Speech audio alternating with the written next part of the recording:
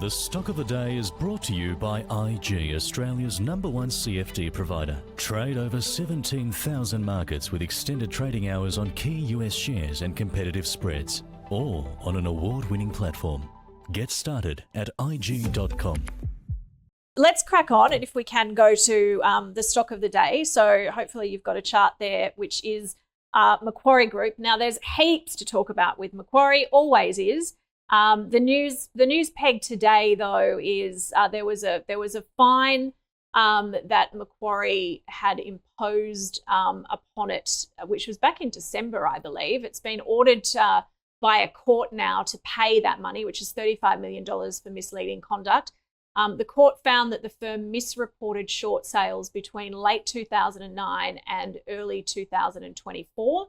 ASIC estimates that between $298 million to $1.5 billion of short sales were misreported during that period. You can see the stock price there.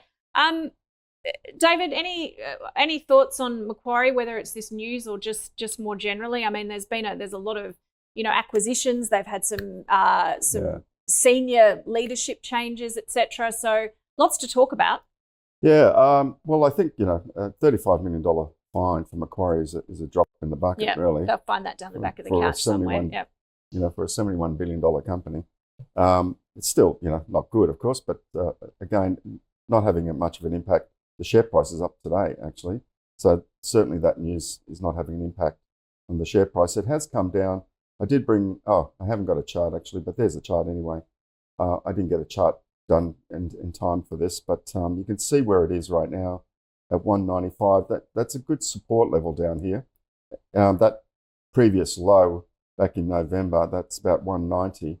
So as long as Macquarie stays above $190, technically I'm speaking here, and the top part there is $230. So, it's been in this kind of trading range now for actually, for at least, I'm just going back, for nearly a year. It's been between this trading range of about 190 to up to 230.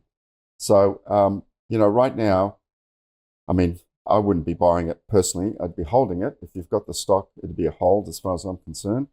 But look, the other thing is their earnings have been pretty subdued from what I can see. The return on equity for a bank is less than 10%. So that's come down quite a bit from where it used to be. So from an investment perspective, it's paying about 3.5%, partly franked dividend yield, 3.5%, 35% franked. So for the dividend and for the risk, it's not my cup of tea. It's, in fact, the whole banking sector is not my cup of tea in terms of valuation. I mean, it's on a PE around 18 times. In fact, if you look at Goldman Sachs and JP Morgan, they're on a lower PE than Macquarie, and JP Morgan's being the biggest investment bank. But again, technically speaking, if you just wanted to trade it from that point of view, you'd say it's a buy here for a move back up. However, I wouldn't personally be I wouldn't be buying Macquarie. If you've got it, you've had it for a while, of course, you'd still be holding on to it. The stock of the day was brought to you by IG. Trade over 12,000 shares and ETFs, including major tech giants with extended hours on an award-winning platform. Get started at IG.com.